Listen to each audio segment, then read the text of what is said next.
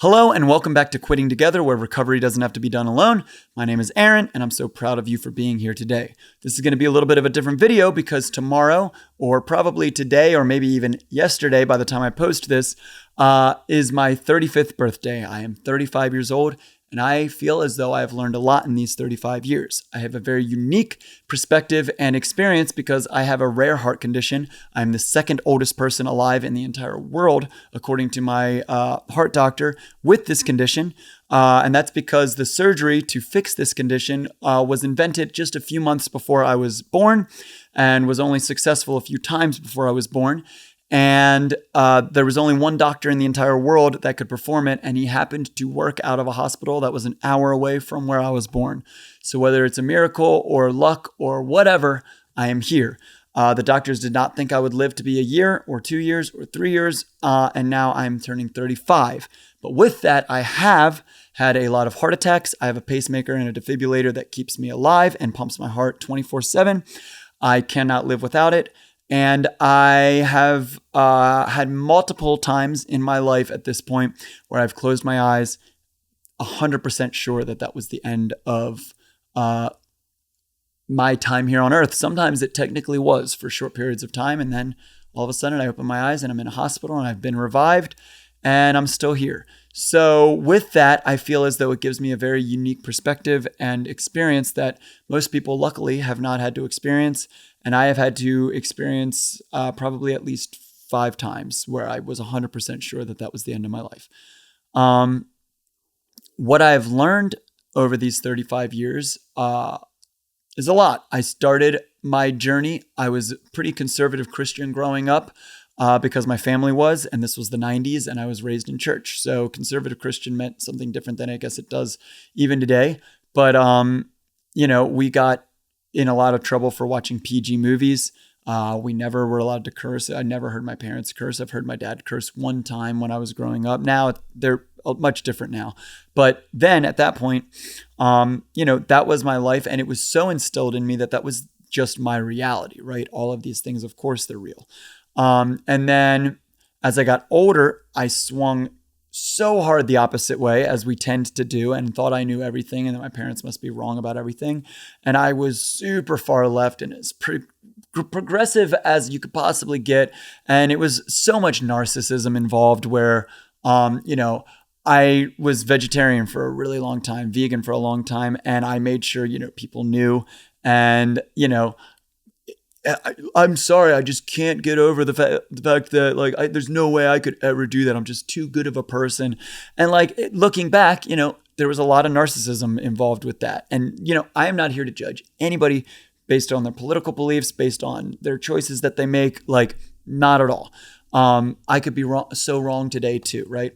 And now I'm at a point where I realize every situation has a lot of nuance. Ask me how I feel about any situation and I'll tell you. And if that leans one way or the other way, it doesn't matter to me. I have no political ideology that I adhere to. I just want to be able to talk to people from all different walks of life.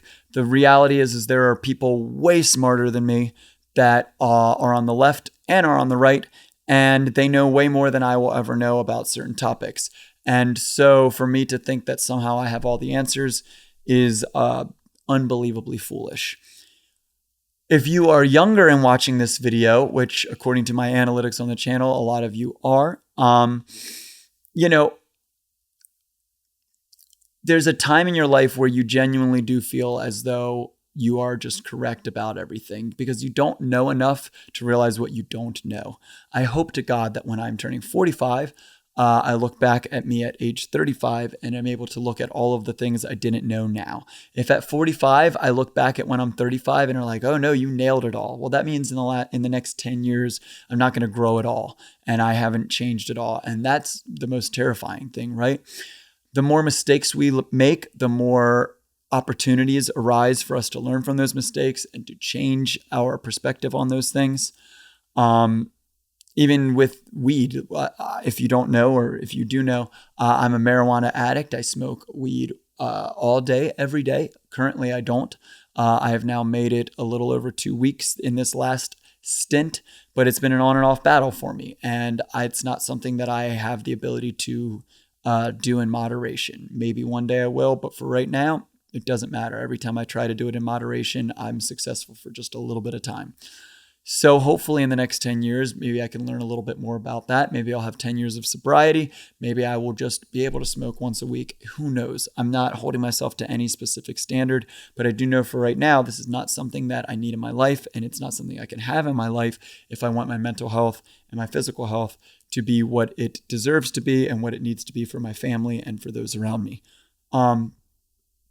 One thing I've learned is that sometimes, almost all of the time, the worst things that happen in our life end up needing to happen in order for other things to happen in the future. Whether they had to happen or not, I don't know. But I do know that the worst breakup I ever went through had to happen in order for me to meet my wife. Had me and that girl not broken up, I wouldn't be with my wife now. I would not have that. My daughter would not be alive. And those things are so much better than anything that relationship ever gave me over a decade ago at this point.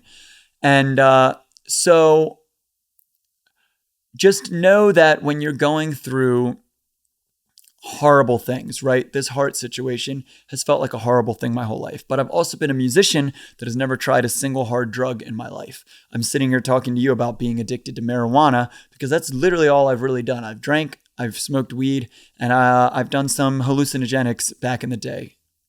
Sorry, I lost a light there for a second, but I did some hallucinogenics back in the day. I have nothing against all of that stuff, but I've never done hard drugs. And because it's been incredibly easy my entire life, anybody's ever offered it to me, no, I'm sorry, I have a heart problem. I don't care who you are. You could have the wildest drug dealer in the world. Nobody wants to mess with that for the most part. And so nobody's ever given me grief. Nobody's ever tried to convince me. Nobody's ever tried to peer pressure me, even though I've been around it more times than I can count. I've seen so many people do hard drugs, and it's just part of the industry that I've been in, and never been tempted by them, never had any desire to even try them. And I accredit a lot of that to my heart condition. If I didn't have this condition, I might be dead from that. Who knows? Because I do know that I have a very addictive personality when it comes to even just weed and stuff. It's interesting to me because there's other things that a lot of people struggle with that does not affect me the same way. A lot of people watch a lot of, I guess you have to say, corn here on YouTube or whatever, but that's not something that has really ever been a problem in my life. Maybe when I was much younger, but it could be because I'm in a healthy relationship. It could be because I have a daughter, and just the thought of that makes me nauseous, knowing that, no matter what, somebody's life has led them to the point where they feel as though that is what their self-worth is, and that, having strangers pleasure themselves to them on the internet is like what brings them value. And that, to me, again, I'm not judging anyone, but it feels heartbreaking to me. And so because of that, it's just not anything I have been involved with in a long time. Now, again, I have a very healthy relationship with my wife. If that were different, who knows? Maybe my brain would feel differently, but that's where I'm at. So maybe we'll talk a little bit about that addiction stuff sometime. But I've learned that in these 35 years, that every time it feels like it's not going to be okay, it ends up being okay. And if eventually it is not okay, I pass away, I have a heart attack tomorrow and I die, I get in a car accident immediately leaving this studio, in the long run, it will be okay. And worst case scenario, if the sun blows up and takes the entire world out, none of our problems matter because this is so small compared to the entire size of the galaxy. Nothing on Earth is really that important compared to the size of the entire galaxy. The galaxy does not care about who our political opponents are. You can call it God, you can call it whatever you would call it. But it's wild how irrelevant so many of our problems are, even though they feel in the midst of it like it's overwhelming, like it's all consuming. I mean, I've been unbelievably depressed in my life. I've been unbelievably convinced that I should end my life at different points. And I don't feel that way at all anymore. That's one thing that I'm very incredibly grateful to have grown out of. I did it all with no medication. I did it with a little bit of counseling in the beginning, but it was not a good counselor. It was not a good fit. And I figured out what my problems were and just started correcting them one at a time. And I suddenly felt so much better. This is a weird thing to say, and it might be a controversial thing to say, but I think a lot of times anxiety is just a response to our body telling us that we're doing something we should not be doing. And maybe that's not all of it, but I do find that a lot of times the people with the worst anxiety disorders tend to also be the ones that are constantly and consistently making really poor life choices. I know for me, when I was the most anxious and the most depressed, it was also when I was making the worst and most horrible life choices. I was smoking all the time. I wasn't taking care of my body. I wasn't being the father I needed to be. I wasn't being the husband I needed to be. And I was blaming other things and blaming, I have a chemical imbalance, blah, blah, blah. But do we even know what that means? What does that actually mean? Well, our brain is giving off different chemicals than what it should be in order for us to feel good. Well, why is it doing that? We don't ever ask ourselves maybe why, could I have possibly caused this imbalance with the things that I'm eating, the things that I'm doing, all of these things. And again, I just want to say this is not the case for everyone. But for me, I tried medication. I tried going to all different kinds of therapists, all different things. And what ended up working for me was taking accountability, taking responsibility, and making the appropriate changes in my life, and then seeing how my emotion and my feelings changed with that. And it's not just me. I have other friends that are doing this journey with me that were going sober and feel the same way. They're at the gym constantly. They're doing all of these things and they feel so much better. So with that said, if you are someone that is struggling with a lot of these things, we can't change a lot of the extenuating circumstances in our life, but you can ask yourself, what can I do to change, what possibly might be causing this? Now, sometimes it might be completely out of your control, the loss of a loved one, those types of things. But if you're not also exercising, eating well, not smoking if that's causing you a problem, not excess drinking, not partaking in things that are causing your brain to have a different chemistry, you're not giving yourself a fighting chance. And a lot of times we end up drowning our sorrows with these things that temporarily make us feel better. And in the long run, we just change our brain to the point of no return. So, or at least the point where it feels like there's no return. I can tell you firsthand that when I just started smoking weed again recently, before I quit again, it was great. It was awesome. Literally the only negative part was that I wasn't supposed to be, and I needed to be holding myself accountable, and I wasn't. Everything else I loved. I felt great. I was going to the gym. I was happy, all of those things. But that's a temporary fix. And long-term, it's not a good long-term plan. And I know that. And that's why I needed to get out of it before I started feeling all of those negative side effects that inevitably would come. What else have I learned in 35 years? I've learned that family is unbelievably important. If you have family members you're fighting with, or that you feel as though you're estranged from, maybe you're valid, maybe that's correct, but also, I don't know, we're stupid. And sometimes, I love my daughter more than it's ever physically. Before I had her, I could have never fathomed that level of love was even possible. And a lot of times, parents really do want what they think is best for you, even if it's not what's actually best for you. Now, if you've been in an abusive situation, anything like that, by all means, you know what's best for you. But I really do encourage you. Family is temporary. We're not going to all be here forever. And tomorrow for my birthday, all I want to do is just spend time with my family. I want to not have to be here. I want to have to not work. And I want to just be able to take time to be with the people I care about the most, because my parents are getting older.